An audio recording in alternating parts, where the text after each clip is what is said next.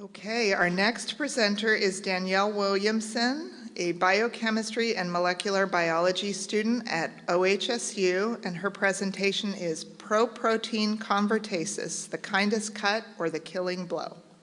Welcome, Danielle.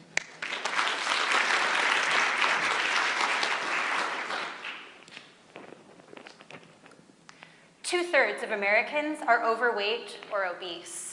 26 million of us have diabetes. 1 in 3 have high blood pressure, 1 in 6 have high cholesterol, all risk factors for heart disease and stroke. Sure, you may be asking yourself, this is terrible, but what's a lowly grad student going to do? To answer this, I want to introduce you to the proprotein convertases, or the PCs. The PCs are the molecular scissors of a cell, converting inactive molecules, their substrates, to their active forms. We can think about the cell as a house with multiple rooms, and in each room, a specific set of tasks can be accomplished. Each of the 7 PCs have specific roles within a room of the cell. For example, PC1 activates insulin to regulate blood sugar, as well as the receptor for leptin to regulate appetite.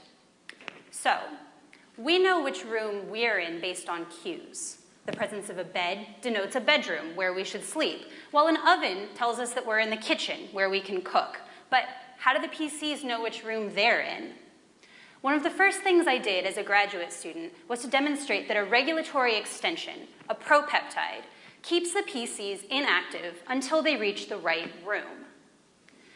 We can think about those rooms in the cell as having different pHs, which is a fancy way of saying that the amount of protons in the environment are different. Protons are positive charges. They can be transferred from the environment to a molecule, thereby changing the way in which one part of a molecule interacts with others. So, in the case of the propeptide of the PCs, I believe that at a different pH, a proton is added to a loop. And like 2 poles of a magnet repelling one another, the loop unfolds and the peptide is released. In the future, I hope to better understand how this simple mechanism can better explain how different PCs are activated at different pHs and thus different locations within the cell, as well as what happens when this simple mechanism fails. So, am I going to single-handedly cure diabetes and simultaneously make us all svelte like Brad Pitt and Angelina Jolie?